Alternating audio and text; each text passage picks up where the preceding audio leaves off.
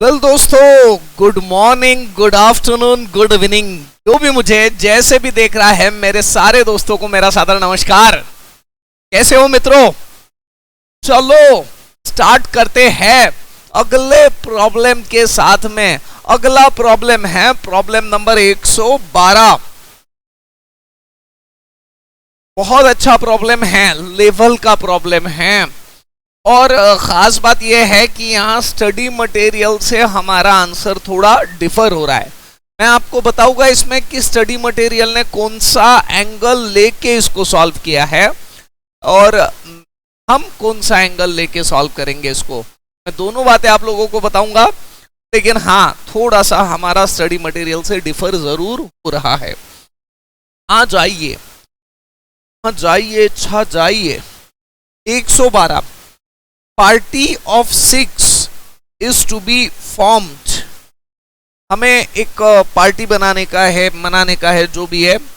ये जो पार्टी हम बना रहे हैं, ये इसमें कुछ मेन है और कुछ वुमेन है। थोड़ा डिस्टेंस ज्यादा ले लेता हूं मैं। कुछ मेन और कुछ वुमेन, कुल मिला के हमारे पास में 10 मेन है और कुल मिला के हमारे पास में 7 वुमेन हैं। और पार्टी जो मनाने का है वो ऐसी मनाने का है कि 3 आदमी तो आने ही चाहिए और 3 वुमेन आने चाहिए। ठीक है, वो पार्टी में 3 वुमेन आने चाहिए। In how many ways party can be formed if 2 particular women refuses join it. तो वुमेन ऐसे है वो रिफ्यूज कर रहे हैं, तो अब हमें थोड़ा सॉल्व करने का ढंग यहां बदलना पड़ेगा।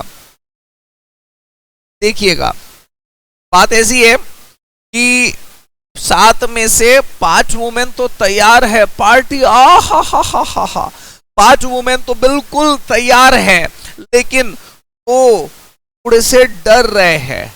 ठीक है, यानी ये 5 तैयार वाले जो वुमेन है वो, और वो जो रिफ्यूज कर रहे हैं।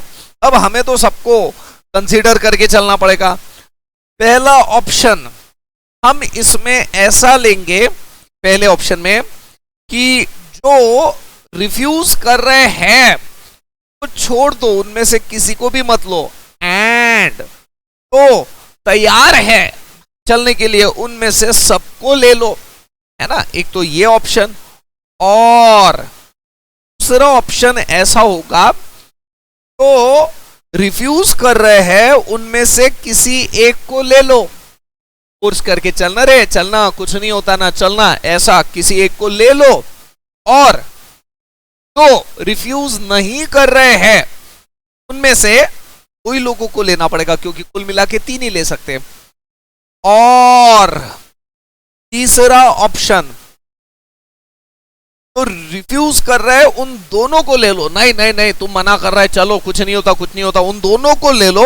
और जो रिफ्यूज नहीं कर रहे हैं उनमें से अब कितने लोग को लेना पड़ेगा? किसी एक को ही लेना पड़ेगा। आपके दिमाग में क्वेश्चन आ रहा होगा, सर ऐसा क्यों कर रहे हैं हम? जो रिफ्यूज कर रहे हैं उनको क्यों ले रहे हैं? तो देखो, क्वेश्चन ने बस इतना बोला है हमें कि तो लोग रिफ्यूज कर रहे हैं ज्वाइन करने से, ये नहीं बोला कि उनको लिया या उनको नहीं लिया, ऐसा कुछ भी हुआ नहीं है। और हम अगर परम्यूटेशन कॉम्बिनेशन देख रहे हैं तो हमें सारे ऑप्शंस कवर करना पड़ेगा, और वही हम लोगों ने किया, हमने सारे ऑप्शंस कवर किया। ठीक है, तो ऐसी बात है कुल मिला के। तो यानी नंबर ऑफ वेज हम लोग निकाले तो कैसा आ जाएगा यहां पे? Number of veg, number of veg में ये मैं 3 यहीं पे लिख देता हूं, ये 3 मेन, यानी एंड इन सब का 1। ठीक है, नंबर ऑफ वेज 10 में से जो आएंगे पार्टी में वो 3 लोग तो कंफर्म आएंगे, कोई दिक्कत ही नहीं है। मेन का तो कोई झंझट ही नहीं, पार्टी आहा चलो बिल्कुल झंझट नहीं है। एंड ये 3 तो आएंगे, एंड वुमेन भी तो आने वाले ना। वुमेन में हो सकता है पहला ऑप्शन, और दूसरा ऑप्शन और तीसरा ऑप्शन, यानी वुमेन के लिए थोड़ी सी सर्कस है। पहला ऑप्शन और दूसरा ऑप्शन और तीसरा ऑप्शन 10C3, ये ऐसा ही लिखता हूं अभी मैं, 10C3 जैसा का वैसा, कैलकुलेशन आगे करेंगे। एंड यानी मल्टीप्लीकेशन, पहला ऑप्शन क्या है, 5 में से किसी 3 वुमेन को सिलेक्ट कर लो, और 5 में से किसी 3 वुमेन को सिलेक्ट कर लो एंड 2 में से 0 को सिलेक्ट करो। और यानी अब दूसरा ऑप्शन 5C2 एंड 2C1, तीसरा ऑप्शन 5C1 एंड 2C2, ये तीनों के तीनों ऑप्शन हम लोगों ने लिख लिया। अब इसको सॉल्व कर लेते हैं। 10 factorial upon 3 factorial into 10 minus 3 यानी के 7 factorial into 5 factorial upon 3 factorial into 5 minus 3 यानी के 2 फैक्टोरियल, एंड यानी मल्टीप्लीकेशन 2C0 यानी 2 फैक्टोरियल अपॉन 0 फैक्टोरियल 2 माइनस 0 यानी 2 factorial, plus 5 factorial upon 2 factorial into 5 minus 2 यानी के 3 फैक्टोरियल, एंड यानी मल्टीप्लीकेशन 2C1 यानी 2 factorial upon 1 factorial into 2 minus 1 यानी के 1 फैक्टोरियल,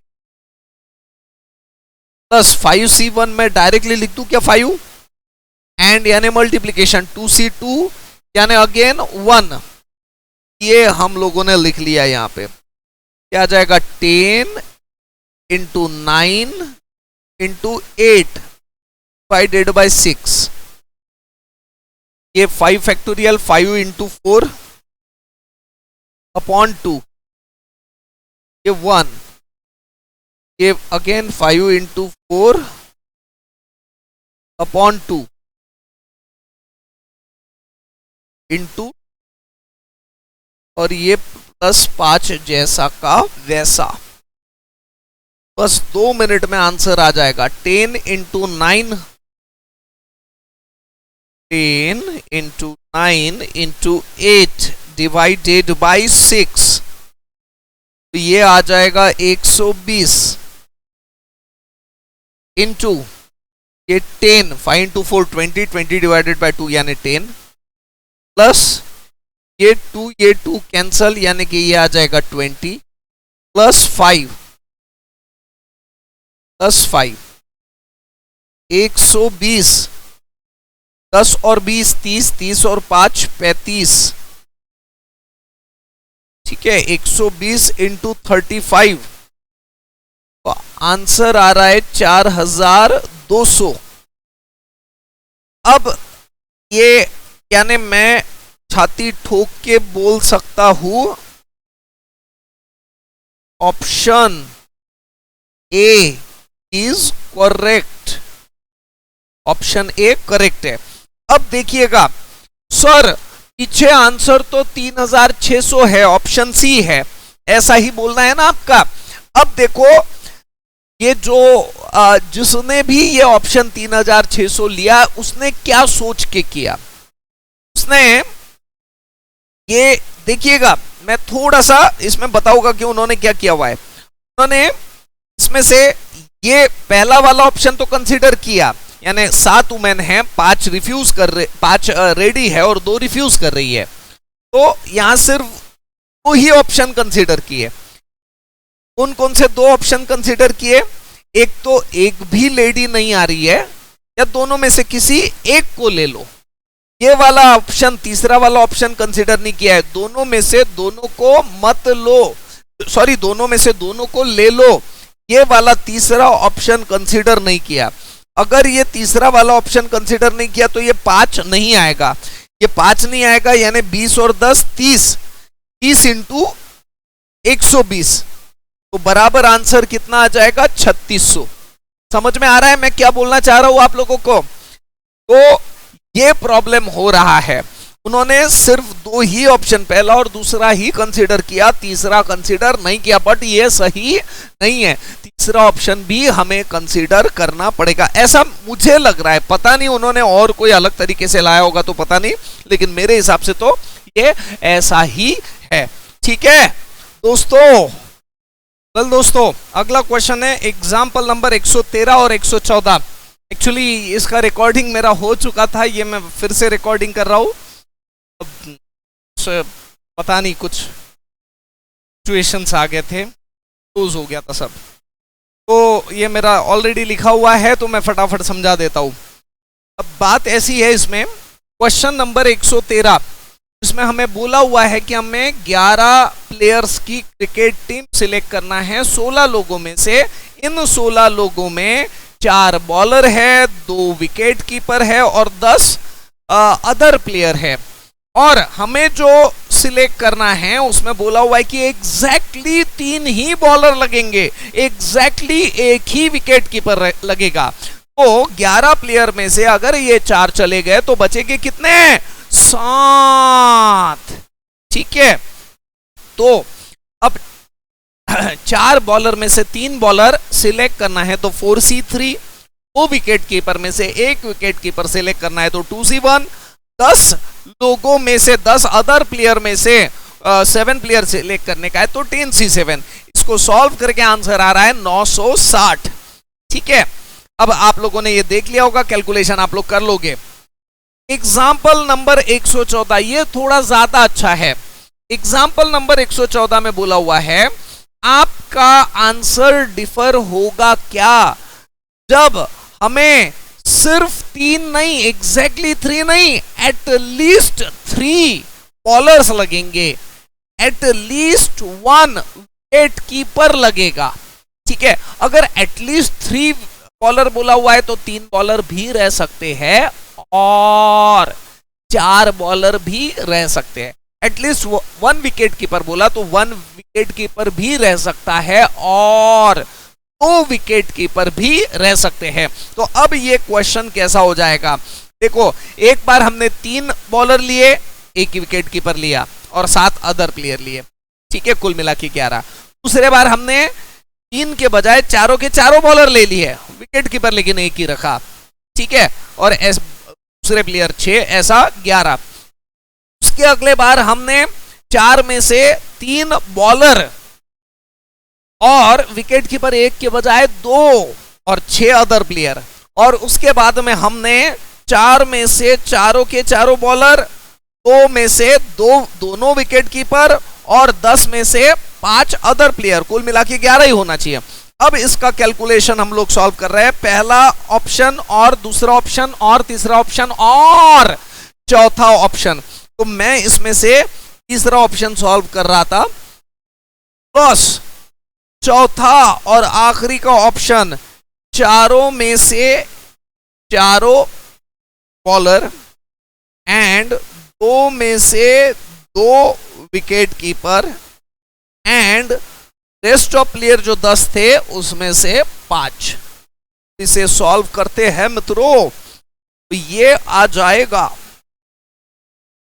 4C3 यानी के 4C1, 4C1 यानी 4 इंटू 2 और 10 फैक्टोरियल, ये मैं 10 फैक्टोरियल नहीं लिखता हूं, 10 into 9 into 8 upon 7 factorial divided by, ये 7 फैक्टोरियल कैंसल, इंटू 3 फैक्टोरियल यानी कि 6 प्लस 4C4 यानी कि 1, 2C1 यानी कि 2, 10C6, 10, 9, 8, 7 अपॉन 24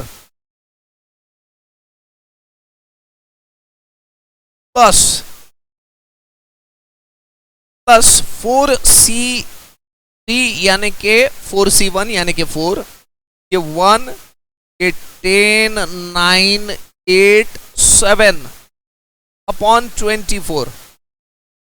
आखिरी की बारी है मित्रों, 4C4 यानी के 1 इंटू C2 यानी के 1, ये 10, 9, 8, 7, 6 डिवाइडेड बाय 5 फैक्टोरियल यानी कि 120 इंटू 10-5 यानी कि 5 फैक्टोरियल और वो 5 फैक्टोरियल कैंसल। अब इसका आंसर निकालते हैं तो 4 into 10 into 9 into 8 divided by 6 यानी कि 960 plus into 10 into 9 into 8 into 7 divided by 24 ये 420 4 into 10 into 9 into 8 into 7 divided by 24 840 plus 10 into 9 into 8 into 7 into 6 divided by 120 252 कुल मिला के कितना आ रहा 252 प्लस 840 प्लस 420 प्लस 960 472 यानी के option A is correct. Option A सही है। तो ये 113 114 दोनों के दोनों हम लोगों ने यहां पे कर लिए मेरे प्यारे क्लासवासियों। वेल दोस्तों, अब अगला क्वेश्चन है 115 नंबर का। इनफैक्ट मैं आपको बता दूं 115, 116 और 117 ये तीनों के तीनों क्वेश्चन एक दूसरे से रिलेटेड है। इन तीनों को हमें एक साथ में लेना पड़ेगा। इनफैक्ट 115 ले लिया तो वैसे ही उसी के ऊपर 116 है, उसी के ऊपर 117 है। अ टीम ऑफ 12 मेन 12 लोग है। 12 मेन टीम है फॉर्म करने का, सॉरी n लोगों में से हमें टीम बनाने का है 12 लोगों की। Then number of times 2 men A and B together. अब ध्यान दीजिए कि n लोगों की जो टीम बना रहे हैं इसमें n में से 12 ही लोग चूज करने के हैं, लेकिन कंडीशन है, क्या कंडीशन है कि 2 लोग A और B साथ में आएंगे। मैं आपको बता दूं, आप आपके दिमाग में क्लियर कर लीजिए, मुझे n में से 12 लोग सिलेक्ट करना है, अरेंज नहीं करना है। तो यहां पे क्या आ जाएगा, सिलेक्शन। वैसे भी ऑप्शंस देखने के बाद में हम लोगों को समझ में आ जाता है कि हमें कॉम्बिनेशन ही लेने का है यहाँ पे। यानी एक बात तो क्लियर होगी कि मुझे सिलेक्शन, और सिलेक्शन के अंदर अरेंजमेंट की बात नहीं रहती। मुझे 2 लोग A और B ये सिलेक्ट करने ही हैं। तो नंबर ऑफ वेज n लोग मेरे पास में थे, लेकिन 2 लोग अब इसमें से सिलेक्ट करने के ही है। यानी अब ऐसा मान लो कि हमारे पास में n लोग है ही नहीं, हमारे पास में कितने लोग हैं, n-2 ही है। और अब हमें 12 लोग सिलेक्ट करने थे, लेकिन अब बोला हुआ है कि 2 लोग एक ग्रुप में आएंगे, है ना।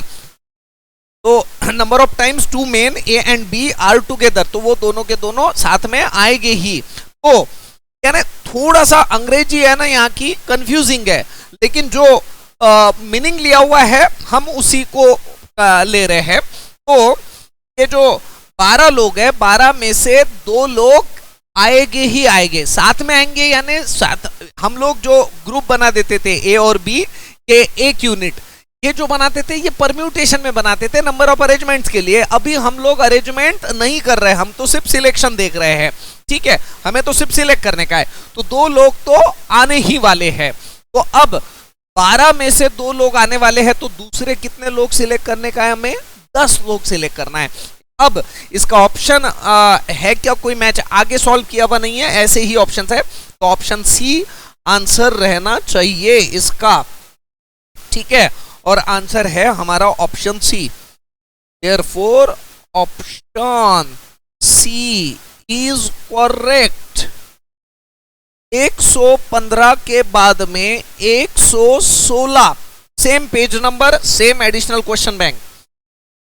number of time number of time three main CDE are together. चलो वैसे ही है नंबर ऑफ वेज.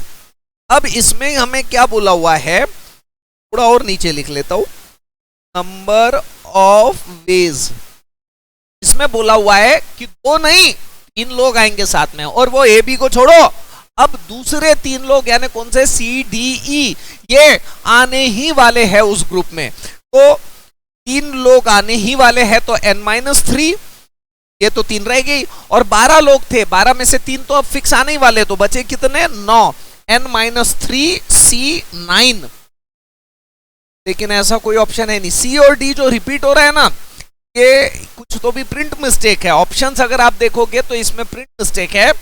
एक ऑप्शन ये रहना चाहिए था जो नहीं है, डी रहना चाहिए मेरे ख्याल से. आंसर 116 का डी, 116 का डी. ये जो डी ऑप्शन है ना, n-2 C10, ये प्रिंट मिस्टेक है, वहां ये ऑप्शन चाहिए था.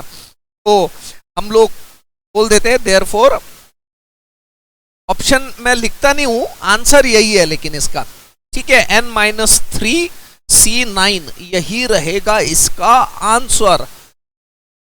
अब 117 ये भी इसी के ऊपर बेस्ड है, इसी वजह से ये तीनों के तीनों मैं एक साथ में ले रहा हूं. देखो क्या बोला हुआ है इन क्वेश्चन 115, वही question, if it is found that, हमें पता चला है कि A B are 3 times together as C D E. अच्छा, ये जो ए बी है ना, ए बी का आंसर तो हम लोगों ने ऑलरेडी निकाल लिया था. क्या निकाला था, n-2 C10. ये जो है ना 3 गुना है ना, ज्यादा है, इसके कंपेयर में ज्यादा है, n-3 C9 के कंपेयर में 3 गुना ज्यादा है ये ए बी वाला ऑप्शन. क्वेश्चन में क्लियर कट बोला हुआ है A and B are 3 times, ये 3 गुना ज्यादा है, किसके कंपेयर में ज्यादा है, सी डी और ई के नंबर ऑफ वेज के कंपेयर में. यानी सी डी ई के नंबर ऑफ वेज कम है, ए और बी जो साथ में इनके नंबर ऑफ वेज ज्यादा है. और ए और बी के कितने ज्यादा है, सी और डी के नंबर ऑफ वेज जितने भी होंगे उससे, सी डी ई के नंबर ऑफ वेज जितने भी होंगे उनसे 3 गुना ज्यादा. तो अब हम लोगों ने ये कर लिया, इसको सॉल्व कर लेते हैं. तो ये n-2 factorial, n-2 factorial upon 10 factorial into n-2 minus 10 factorial, ये 3 जैसा का वैसा, n-3 factorial upon 9 factorial into n-3 minus 9 factorial. अब इस n-2 को मैं लिख देता हूं n-2 इंटू n-3 फैक्टोरियल. लिख सकता हूं क्या मैं ऐसा, बोलो ना, आप तो बोलते भी नहीं हो.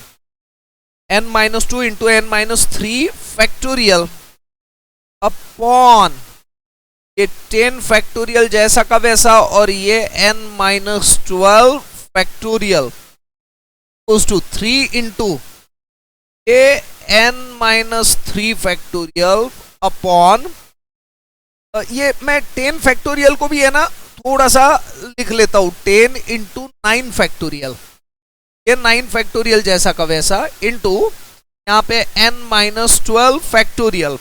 अब देखिएगा मित्रों, ये n-3 factorial, n-3 factorial cancel, n-12 factorial, n-12 factorial cancel, 9 factorial 9 factorial cancel.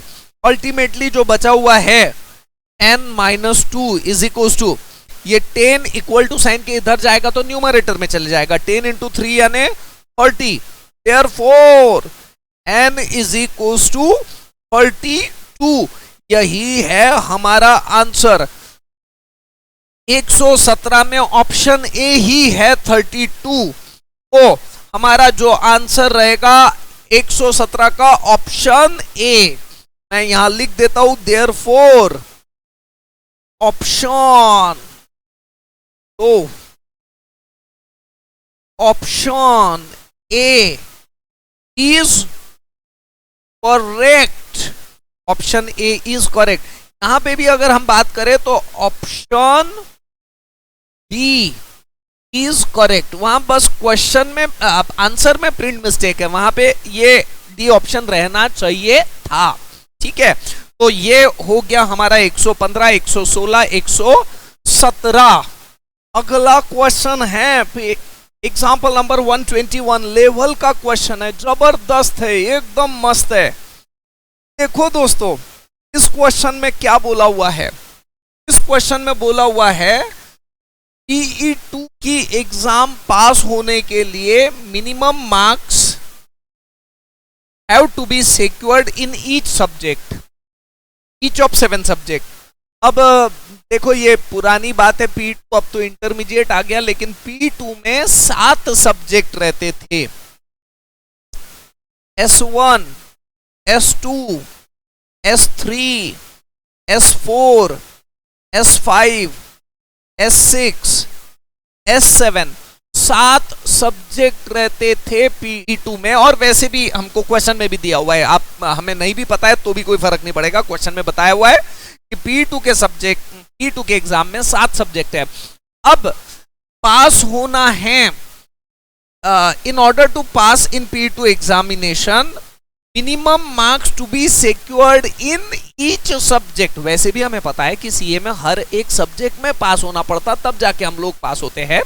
ठीक है, लेकिन अगर नहीं भी पता है तो भी यहाँ क्वेश्चन में बोला हुआ है कि आपको हर एक सब्जेक्ट में मिनिमम मार्क सिक्योर करना पड़ेगा, तभी आप पास होगे। यानी कहने का मतलब ऐसा है कि हर एक सब्जेक्ट में 2 ऑप्शन हैं, हर एक सब्जेक्ट में 2 ऑप्शन ऐसे है कि हर एक सब्जेक्ट में हम मिनिमम मार्क सिक्योर करके पास ही हो सकते हैं या फेल भी हो सकते हैं। यानी पास फेल ये हर एक सब्जेक्ट के साथ में होगा, पास फेल। ठीक है, अब हमें क्या बोला हुआ है, कितने नंबर ऑफ वेज से पास होगा ये नहीं पूछा हुआ है ना, हमें बोला हुआ है कितने नंबर ऑफ वेज से फेल होंगे। ठीक है, अब देखते हैं, मुझे बताओ पहले तो टोटल नंबर ऑफ वेज बता दो। टोटल नंबर ऑफ वेज कितने रहेंगे? ये दोनों में से कोई भी एक सिलेक्ट होगा। Total number of ways, total number of ways, इन दोनों में से कोई भी एक सिलेक्ट, एक तो पास सिलेक्ट होगा या तो फेल सिलेक्ट होगा, एंड इन दोनों में से कोई भी एक सिलेक्ट होगा, एंड इन दोनों में से एक, इन दोनों में से एक, इन दोनों में से एक, इन दोनों में से एक और इन दोनों में से एक। यानी अगर मैं बात करूं 2C1 की तो 2 into 2 into 2 into 2 into 2 into 2 into 2, यानी टोटल नंबर ऑफ वेज कितने हो गए? 2 raise to the power 7, 2 raise to the power 7 यानी कितना हो रहा है? 2 raise to the power 5 32, 2 raise to the power 6 64, 2 raise to the power 7 यानी 128। ठीक है, लेकिन ध्यान रहे अभी तक क्वेश्चन सॉल्व नहीं हुआ। ऑप्शन ए दिख गया, 128 आ गया तो टिक कर दिया, ऐसा चलने वाला नहीं है, थोड़ा सोचना है इसमें। देखो खास बात तो अभी तक मैंने बताई ही नहीं इसमें, हमें ये तो टोटल नंबर ऑफ वेज है ना, हमें टोटल नंबर ऑफ वेज थोड़ी बोला हुआ है, हमें तो वो नंबर ऑफ वेज बोला हुआ है जिसमें वो कैंडिडेट फेल हो रहा है। फेल कब होने वाला है? किसी एक सब्जेक्ट में फेल हो गया तो भी फेल हो जाएगा, 2 सब्जेक्ट में फेल हो गया तो भी फेल हो जाएगा, है ना। तो मैं वो कैलकुलेशन इस तरीके से जाऊंगा तो बहुत ज्यादा बड़ा हो जाएगा प्रॉब्लम। मैं उल्टा जाता हूं, number of ways in which candidate is pass, कितने नंबर ऑफ वेज से वो पास हो जाएगा। तो देखो यहां पास और फेल 2 रास्ते हैं, लेकिन वो पास तभी होगा जब वो यानी मिनिमम मार्क्स सिक्योर करेगा, और पास का हमारे पास में एक ही वे है और मुझे एक ही सिलेक्ट करना है, यानी 1C1 यानी कि 1, है ना। यहां पे भी पास होने का बस एक ही तरीका है, हर एक इसमें पास होने का एक ही तरीका है। और ध्यान रहे मैं एंड लिख रहा हूं, हर एक सब्जेक्ट में पास होगा सातों के सातों, तभी वो कैंडिडेट पास होगा। मैं और नहीं लिख सकता हूं, एक सब्जेक्ट में पास हो गया तो वो पास हो जाएगा क्या? हाँ, सारे सब्जेक्ट में पहले में भी पास होना पड़ेगा एंड दूसरे में भी पास होना पड़ेगा and so on up to आखिरी के सब्जेक्ट में भी पास होना पड़ेगा। तो हर एक में से मैंने पास यानी 1 ही सिलेक्ट किया, ठीक है। तो 1⁻⁷ यानी 1। पास होने का सिर्फ एक ही चांस है, जब सब के सब में पी आ जावे तभी पास होगा। और फेल होने के कितने चांसेस है? 128 चांसेस है ना। फेल होने के नहीं, टोटल नंबर ऑफ चांसेस कितने हैं? 128। Therefore number of ways, pen बदल देता हूं यहां पे, number of ways in which candidate can fail,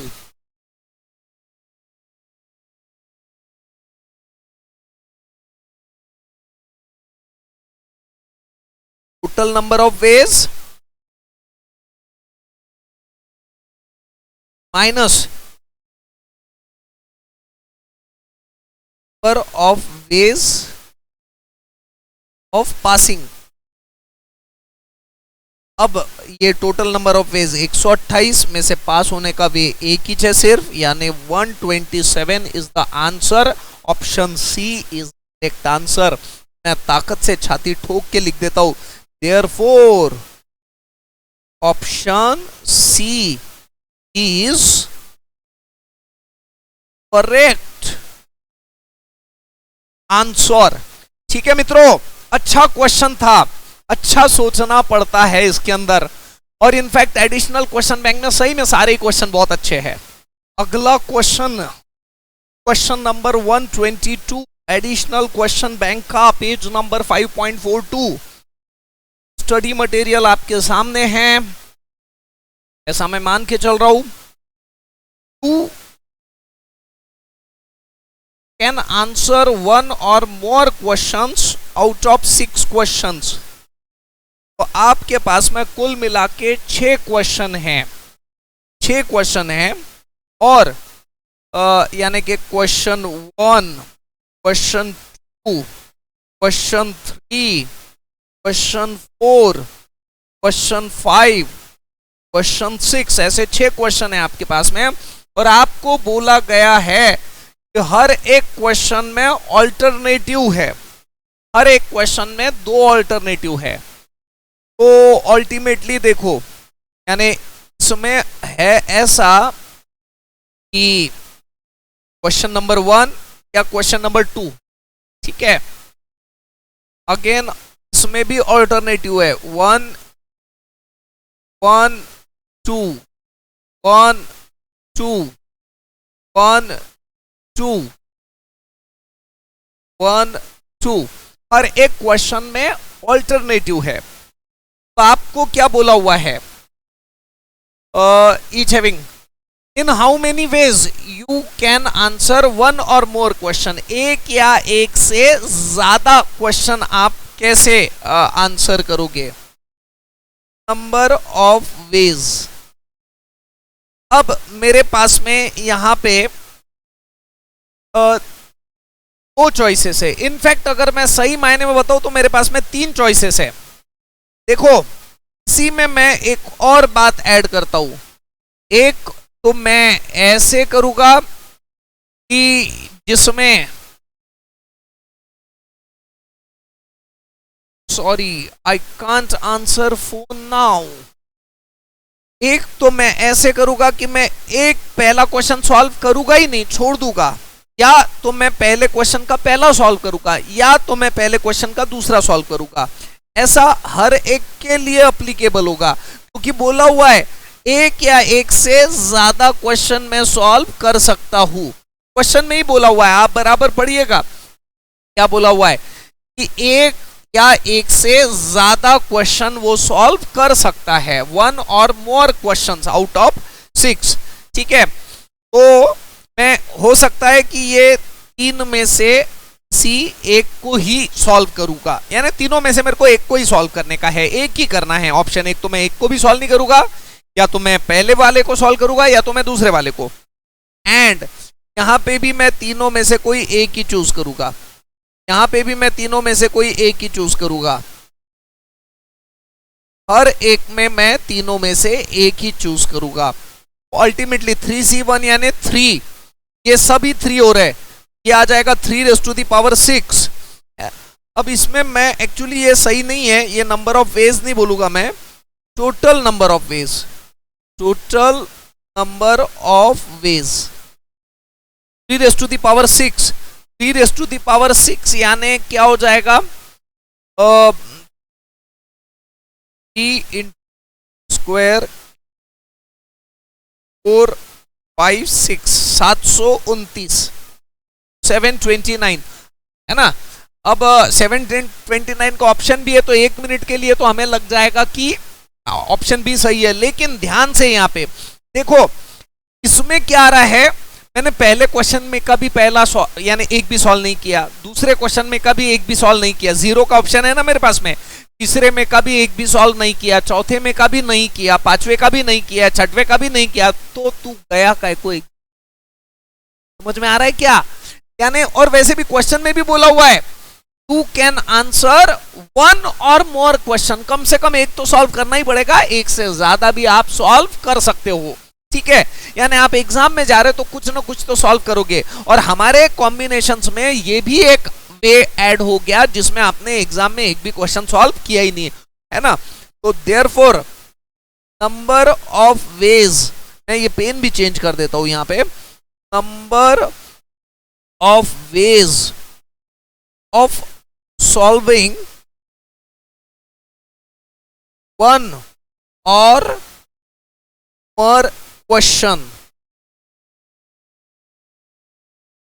is equals to total number of ways, total ways minus एक का जिसमें आपने एक भी सॉल्व किया हुआ नहीं है वो वे, 729 में से एक माइनस हो गया, तो आंसर आ जाएगा 728 वेज, यानी कि ऑप्शन ए इज करेक्ट।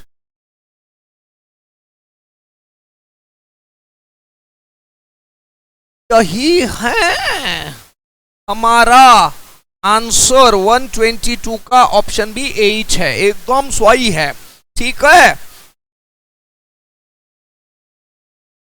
अगला क्वेश्चन है क्वेश्चन नंबर 133 मित्रों, मेरे प्यारे क्लासवासियों, page number 5.43, additional question bank, additional question bank का क्वेश्चन है। अब एक्चुअली 133वां क्वेश्चन सॉल्व करने के लिए आपको पढ़ना पड़ेगा 129वां क्वेश्चन। आपको कमिटी फॉर्म करने के लिए बोला गया है 5 लोगों की, 5 मेल और 6 फीमेल में से कमिटी बनाने के लिए बोला गया है, सो दैट कि 133 में बोला हुआ है कि इसमें नॉट मोर देन 3 मेल्स, 3 से ज्यादा मेल नहीं रहने चाहिए, 3 से ज्यादा मेल। 5 लोगों की कमिटी बनाने के लिए बोला गया है, committee in forming a committee of 5, यानी कमिटी 5 लोगों की है, 3 से ज्यादा मेल नहीं रह सकते, 3 से कम रह सकते लेकिन 3 से ज्यादा नहीं रह सकते। तो 5 लोगों की कमिटी है, 3 मेल है, तो 5 में से 3 गए तो 2 फीमेल, 3 से ज्यादा नहीं रह सकते, 3 रह सकते हैं, 5 ही लोगों की कमिटी है। अब मेल 3 से ज्यादा नहीं रह सकते, कम तो रह सकते हैं ना, तो फीमेल 3 ले लेंगे, और 5 लोगों की कमिटी है, वो मेल के बजाय 1 कर दीजिए मेल, और फीमेल फिर कितना करना पड़ेगा, 4, और जीरो मेल, एक भी मेल नहीं, 3 से को कमिटी जो बनाने का है वो 3 से ज्यादा मेल नहीं रहने चाहिए, ऐसा बोला हुआ है ना। नॉट मोर देन 3 मेल्स, 3 से ज्यादा मेल नहीं रहने चाहिए, इससे कम रह सकते हैं तो से कम यानी 0 भी रह सकते हैं। पांचों के पांचों हमने क्या सिलेक्ट कर लिए, फीमेल, और हमें कमिटी 5 ही लोगों की बनाने की है, यानी कि नंबर ऑफ डेज पहला ऑप्शन और दूसरा ऑप्शन और तीसरा ऑप्शन और चौथा ऑप्शन। पहला ऑप्शन देखते हैं 5C3 एंड 6C2 प्लस दूसरा ऑप्शन देखते हैं 5C2 एंड 6C3 और तीसरा ऑप्शन देखते हैं 5C1 एंड 6C4 और चौथा और आखिरी का ऑप्शन देखते हैं 5C0 एंड 6C5। चलो दोस्तों सॉल्व कर लेते हैं इसको। 5C3 यानी कि 5 factorial upon 3 factorial into 5 minus 3 यानी 2 फैक्टोरियल, यानी अल्टीमेटली मैं इसे निकालने जाऊं तो वैसे तो 10 आंसर आता है, लेकिन मैं लिख लेता हूं इसको 5 इंटू 4, 3 फैक्टोरियल कैंसल, 5 माइनस 3 यानी कि 2 factorial, 6 into 5 4 factorial upon 4 factorial cancel divided by 2 factorial plus, ये प्लस मैं अलग कलर से लिख लेता हूं ताकि बराबर हमें ध्यान रहे। अब इसका मल्टीप्लिकेशन, ये अगेन 5C2 और 5C3 सेम रहता तो मैं डायरेक्टली 5 इंटू 4 20 डिवाइडेड बाई 2 यानी 10 मैं डायरेक्टली लिखता हूं यहां पे। 6C3 6 5 4 अपॉन 3 फैक्टोरियल यानी 6 प्लस 5C1 यानी मैं डायरेक्टली 5 लिख देता हूं।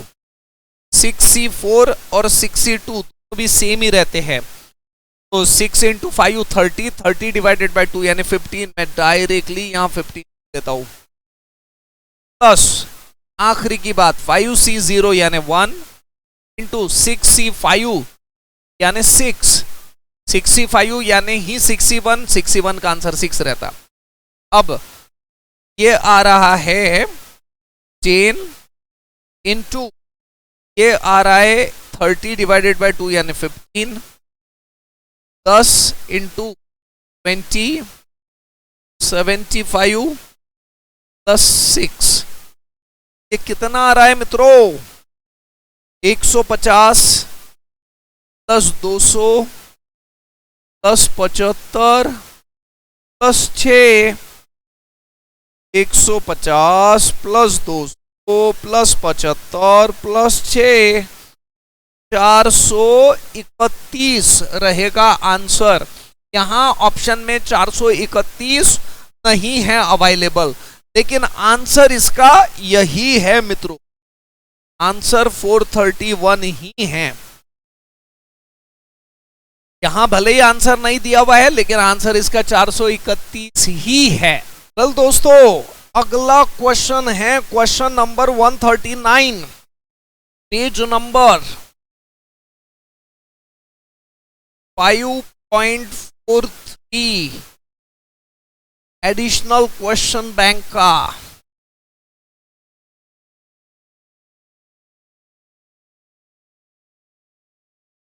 चलो देखते हैं मित्रों क्या बोला हुआ है इस क्वेश्चन में।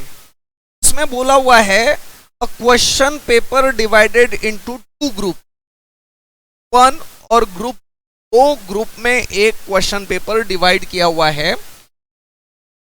पहले ग्रुप में 3 क्वेश्चन है, दूसरे ग्रुप में 4 क्वेश्चन है। एक नोट दिया हुआ है और उस नोट में लिखा हुआ है कि it is not required to answer all question, सारे के सारे क्वेश्चन सॉल्व करने की जरूरत नहीं है आपको तो बस एक ही क्वेश्चन सॉल्व करना पड़ेगा हर एक ग्रुप में से।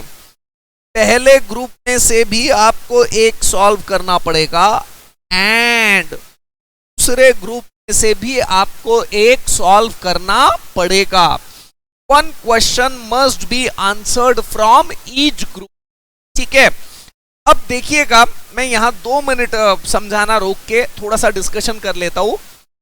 यहां दूसरा थॉट भी हमारे दिमाग में आ सकता है, question is not very clear. अगर यहां क्वेश्चन में only one question is required to be answered from each group, ऐसा अगर लिखा हुआ रहता था, ओनली ये वर्ड आ जाता था, तो फिर परफेक्टली हमारा जो आंसर मैं जो लिखने वाला हूं वो पक्का एकदम सही रहता था, है ना।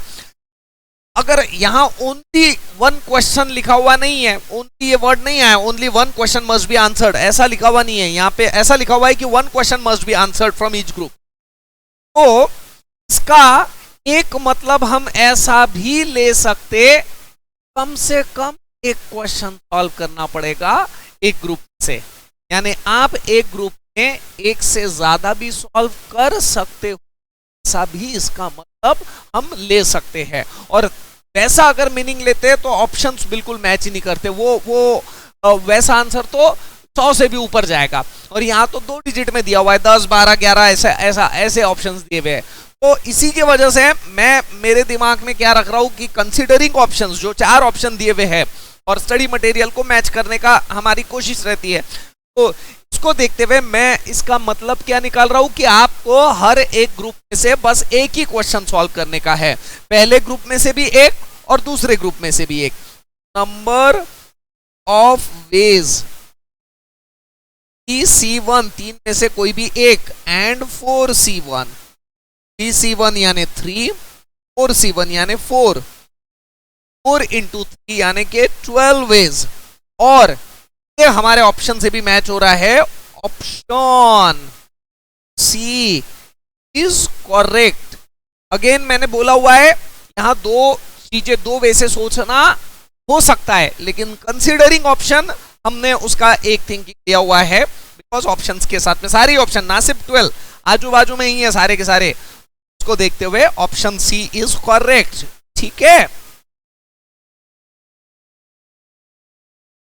चल दोस्तों अगला क्वेश्चन 143 नंबर का 143, 140 ताकत है, समझने वाले समझदार है, बाकी सब पढ़ंतु। मैंने तो पूरा ये नंबर को एंजॉय किया है, सही उम्र में सारी बातें सही रहनी चाहिए। चलो आ जाते हैं, ये जो क्वेश्चन है 143 नंबर का, number of ways in which arrangement of 4 letter can be made with the word mathematics.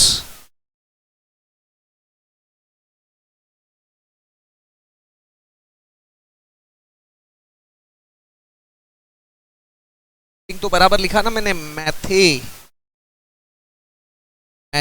MATICS, चलो सब सही है।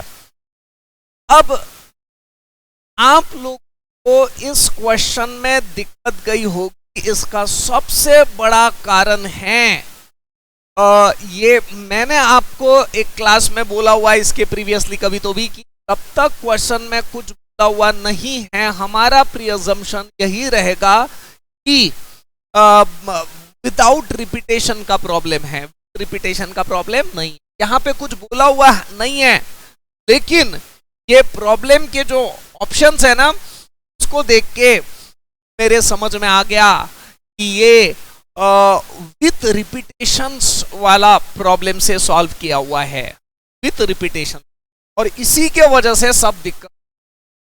ठीक है, अब विथ रिपीटेशन में भी आपको और एक दिक्कत गई होगी, सर विथ रिपीटेशन है तो सीधा सीधा मैथमेटिक्स में 11 वर्ड आ रहे हैं और 4 प्लेसेस पे अरेंज करना है, तो 11p4 यानी 11 फैक्टोरियल अपॉन 11 माइनस 4 यानी कि 7 फैक्टोरियल, यानी 11 10 9 8 है ना, 7 फैक्टोरियल कैंसल, और इसको सॉल्व करे तो 11 10 9 8, इसका आंसर आ रहा है 7920।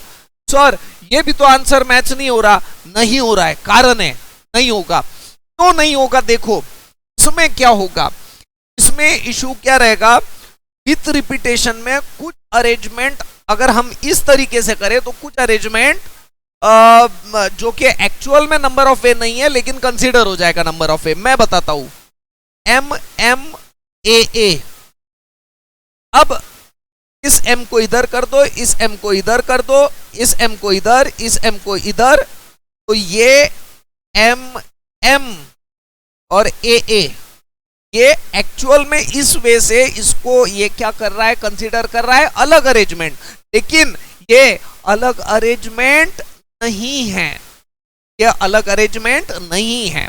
समझ में आ रहा है क्या? ये प्रॉब्लम हो रहा है। ऐसे बहुत सारे वेज आ जा रहे हैं करके ये इतना बड़ा बन रहा है 7920, एक्चुअल में ये इतना बड़ा है ही नहीं। ऐसे बहुत सारे वेज इसके अंदर आ जा रहे हैं। सर विथ रिपीटेशन में तो ऐसा होगा ही ना। नहीं, ऐसा मैंने नहीं बोला हुआ है। विथ रिपीटेशन में मैंने कैसा बोला हुआ है, इसको एक ही वे आएगा, ये दो वे नहीं आएंगे। एम एम ए ए, यहाँ एम रिपीट हुआ 2 बार, ए 2 बार रिपीट हुआ, लेकिन हम इसको कंसिडर करेंगे विथ रिपीटेशन में भी एक ही वे, है ना।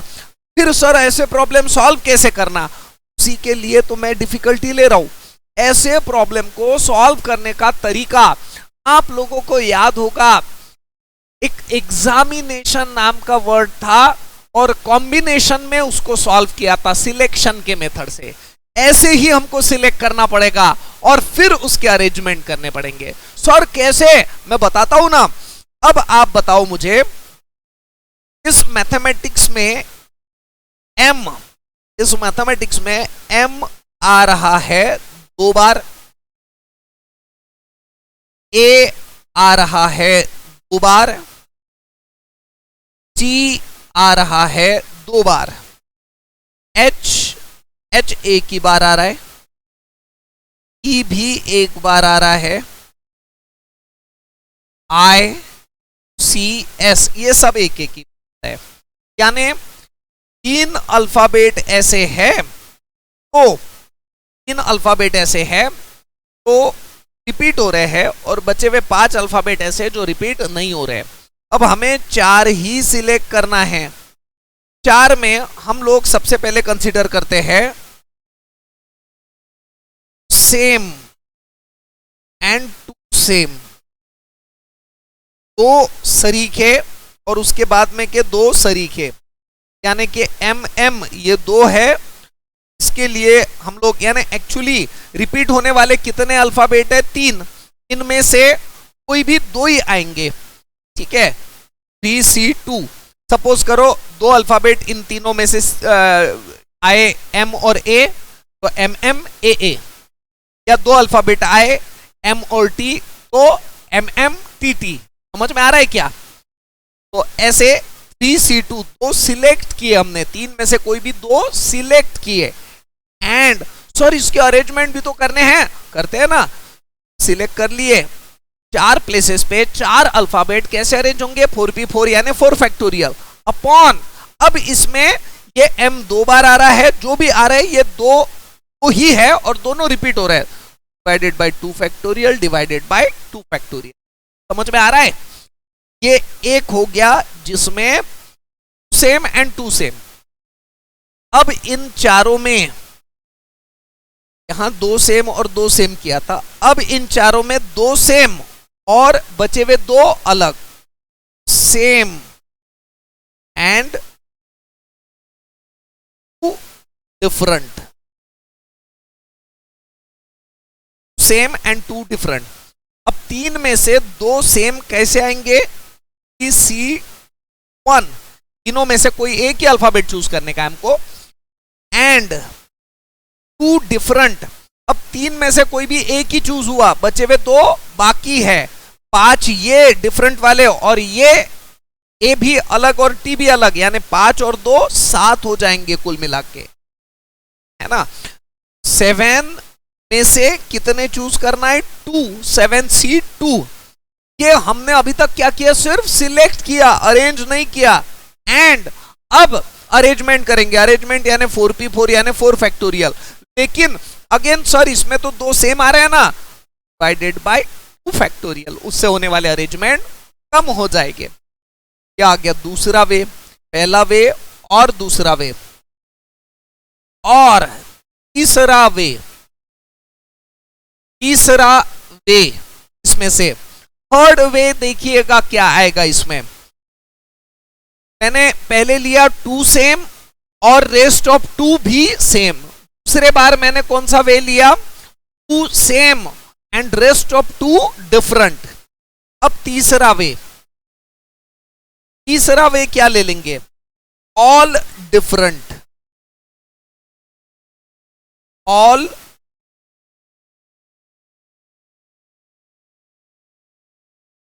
ऑल 4 आर डिफरेंट, चारों के चारों अलग ही है।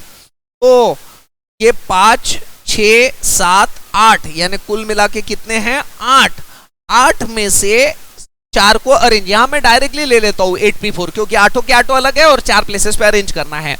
अदरवाइज आप 8c4 एंड 4p4 यानी 4 फैक्टोरियल ऐसा भी लिख सकते हो, ठीक है। आप 8c4 4 सिलेक्ट कर लो 8 में से और फिर इन चारों को अरेंज करने के लिए 4p4 यानी 4 फैक्टोरियल ऐसा किया तो भी चलेगा, या डायरेक्टली 8 में से 4 को अरेंज किया तो भी चलेगा, जो भी आपको ठीक लगे, जैसा भी आपको ठीक लगे, ठीक है। देखो पहले सिलेक्शन में क्या लिया हम लोगों ने, 2 सेम और दूसरे 2 सेम, दूसरे सिलेक्शन में क्या लिया, 2 सेम और 2 अलग, तीसरे सिलेक्शन में क्या लिया, चारों के चारों अलग। और कुछ पॉसिबिलिटी हो सकती है क्या, हाँ बस सर इतनी ही पॉसिबिलिटी रहेगी, ठीक है। सॉल्व करते फिर, नंबर ऑफ वेज, पहला वे और दूसरा वे और तीसरा वे, पहला वे कौन सा है, PC2 एंड ये मैं डायरेक्टली सॉल्व करूं क्या, थोड़ा क्या लिख लेते हैं, कोई बात नहीं, एक स्टेप और सही, 4 फैक्टोरियल यानी 24, 2 इंटू 2 यानी 4 और यानी एडिशन, 3c1 7c2 ये 4 फैक्टोरियल अपॉन 2 फैक्टोरियल और 8e4, ये सारी बातें हम लोगों ने सिर्फ लिखा अभी। अब सॉल्व करते हैं, 3c2 यानी ही 3c1 है ना, हम लोगों ने प्रॉपर्टी देखा हुआ है, 3c2 यानी ही 3c1 यानी कि ये 3 इंटू 24 डिवाइडेड बाय 4 यानी 6 प्लस 3c1 यानी 3, 7c2 7 factorial upon 2 factorial into 7 minus 2 यानी कि 5 फैक्टोरियल इंटू 4 फैक्टोरियल यानी 24 divided by 2, 8p4 8 factorial upon 8 minus 4 यानी कि 4 फैक्टोरियल। अब इसका आंसर आ जाएगा 18 plus 3 into 7 6 5 factorial cancel upon factorial यानी 2 इंटू 12 प्लस 8 फैक्टोरियल 8 7 6 8 7 6 और इंटू 5 इंटू 4 फैक्टोरियल कैंसल, तो डिनोमिनेटर में कुछ लिखने की जरूरत नहीं है। 18 प्लस, अब मैं कैलकुलेटर की हेल्प लेता हूं, 3 इंटू 7 इंटू 6 डिवाइडेड बाई 2 यानी 63 इंटू 12 भी है, इन 12 यानी 756 प्लस 8 इंटू 7 इंटू 6 इंटू 5 यानी 1680 प्लस 756 प्लस 18 यानी 454 यानी कि हमारा ऑप्शन डी एकदम अच्छे से मैच हो रहा है, तो कोई दिक्कत भी नहीं है।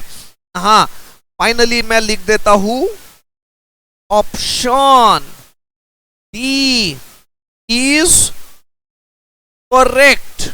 ऑप्शन डी कैसा है? करेक्ट है। वेल दोस्तों, इस टॉपिक का आखिरी का क्वेश्चन ले रहा हूं, क्वेश्चन नंबर 144।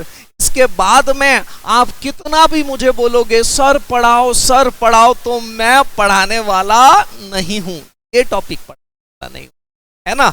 ऐसी बात है दोस्तों, ठीक है। तो अब पहले तो इस क्वेश्चन को समझ लेते हैं। आखिरी का क्वेश्चन है, ये टॉपिक पूरी तरह से खत्म हो जाएगा, ठीक है। तो अब आप ही मुझे बताएं, 20 वर्ड्स है, क्रॉसवर्ड पजल है, क्रॉसवर्ड पजल, इसमें 20 वर्ड है, 20 वर्ड गेस करने का है। और ये देखो, ये 20 है, लेकिन मैं इन चेंज कर लेता हूं थोड़ा सा। 20 वर्ड्स है और हमें गेस करने के लिए बोला हुआ है, लेकिन इसमें दो बातें हैं, 8 है और 12 है। ये जो 8 है ना, देखो 8 words each have alternative solution. अब इसमें 8 की बात करूं, ले लेता हूं। अब मैं इस 8 की बात करूं, 1 2 3, 1 2 3 4 5 6 1 2 4 5 6 7, 7 ही हो गए, या 8, ठीक है। 1 4 5 6 7 8, ऐसे 8 हो गए, ठीक है। अब देखो, ये 8 में बोला हुआ क्या है, हर एक क्वेश्चन में अल्टरनेटिव है, यानी 2 क्वेश्चन है, यहां 2, यहां 2, यहां 2, यहां 2, यहां 2, यहां 2 और यहां पे भी 2। हर एक क्वेश्चन में अल्टरनेटिव है और हमें दोनों में से कोई भी एक ही चूज करना है। तो देखो, यहां तो कैसा है, 12 क्वेश्चन है, यहां तो 12 के 12 क्वेश्चन अटेम्प्ट करने का है, लेकिन अल्टरनेटिव नहीं है इसमें कोई। हाँ, मुझे 12 के 12 करने ही पड़ेंगे, सॉल्व करने ही पड़ेंगे। 1 2 3 4 5 6 7 8 9 10 11 और ये 12, ये इसमें मेरे पास में कोई अल्टरनेटिव नहीं है, एक ही ऑप्शन है, सब में एक ही क्वेश्चन है और एक में से एक मुझे सॉल्व करना है। अब देखिएगा, ये एक है और इसमें से मुझे एक सॉल्व करना है, यानी 1C1। ये एक है, इसमें से मुझे एक सॉल्व करना पड़ेगा, यानी अगेन 1C1। समझ में आ रहा है क्या? लेकिन यहां ऐसा नहीं है, तो है ऑल्टरनेटिव है ना, दोनों में से मुझे एक ही सॉल्व करना है, एंड ये दोनों में से मुझे एक ही सॉल्व करना है, एंड सो ऑन, ऐसा सब के लिए। तो नंबर ऑफ वेज कैसे आएंगे, आप ही मुझे बताइए। नंबर ऑफ वेज, यहां तो ये क्या रहेंगे, 1C1 एंड 1C1, 20 के 20 क्वेश्चन सॉल्व करने हैं, ऐसा कुछ भी नहीं है। कभी कभी आपके दिमाग में आया होगा कि 20C8 लिखे सर, 20 में से 8 ही सॉल्व करने हैं, ऐसा नहीं है। क्रॉसवर्ड पजल में 20 के 20 पूरे क्वेश्चन सॉल्व करने हैं, जिनमें 8 क्वेश्चंस में अल्टरनेटिव है, और वही हमने प्रॉपरली लिखा। 8 क्वेश्चन में अल्टरनेटिव्स है और 12 क्वेश्चन में कोई अल्टरनेटिव नहीं है, और सॉल्व तो आपको 20 के 20 पूरे करने का है। तो ये 1C1 में एस 1C1 यानी 1 होता है, एंड यानी multiplication, 1C1 and 1C1 and 1C1, so on up to 12 times, ये एक बारी हो गई। एंड अब C1 and 2C1 and 2C1 and 2C1 and 2C1, 3 2 5, तो 5, ये 6, ये 7 और ये 8, ये 8 बार लिखे मैंने। मैं थोड़ा इधर लिख लेता हूं, आपको दिख रहा है क्या, ये 8 बार, यानी अल्टीमेटली ये क्या आ जाएगा, ये 1C1 यानी 1 इंटू 1 इंटू 1, ऐसा 12 टाइम्स, यानी 1 raise to the power 12, and यानी मल्टीप्लीकेशन, 2C1 यानी 2 इंटू 2 इंटू इंटू 2 इंटू 2, ये 4 और ये 4 ऐसे बराबर 8, यानी 1 raise to the power 12 into 2 raise to the power 8। अब देखो ऑप्शन कौन सा मैच होता, तो मैं इसको सॉल्व कर लेता हूं ना। 2 रेज़ टू द पावर 8 यानी 256, 2 रेज़ टू द पावर 5 यानी 32, 2 रेज़ टू द पावर 6 यानी 64, 2 रेज़ टू द पावर 7 यानी 128 और 2 रेज़ टू द पावर 8 यानी 256 वेज। यही हो गया हमारा आंसर। अब वेरीफाई कर लो ऑप्शन में। ऑप्शन में तो सर ऐसा है ही नहीं। 8 इंटू 2 यानी कितना हो रहा है 16, 16 का square 256। Option A is correct, option A is correct और वो सही है भी। Option A is correct. समझ में आ गया दोस्तों? तो ये आपको दिख नहीं रहा होगा ना, ये मैंने यहां ले लिया, यहां से देखो ये ऐसा लिखा पहले और अब मैं पूरा घुमा रहा हूं और यहां पे अब पूरा मैंने कंप्लीट किया, ये ऐसा लिख लेता हूं तो इस लगभग सबका सब पूरा का पूरा तो दिख जाएगा। चलो दोस्तों, आप लोगों से बस ये पूरा का पूरा चैप्टर बहुत अच्छे से, और आप लोगों के डाउट के वजह से कुछ लोगों ने इतना अच्छे से व्हाट्सएप पे सारे डाउट भेजे, मैं उसको कलेक्ट करके आप ही लोगों की वजह से मैं इतने अच्छे से सारी चीजें दे पाया। To be very honest with you, बहुत सारे क्वेश्चन फाउंडेशन में यानी चेंज हो जाने की वजह से मैंने भी फर्स्ट टाइम सॉल्व किए बहुत सारे, और बहुत सारा आप लोगों की वजह से मेरा भी एनहांसमेंट हुआ। थैंक यू दोस्तों, थैंक यू, बाय।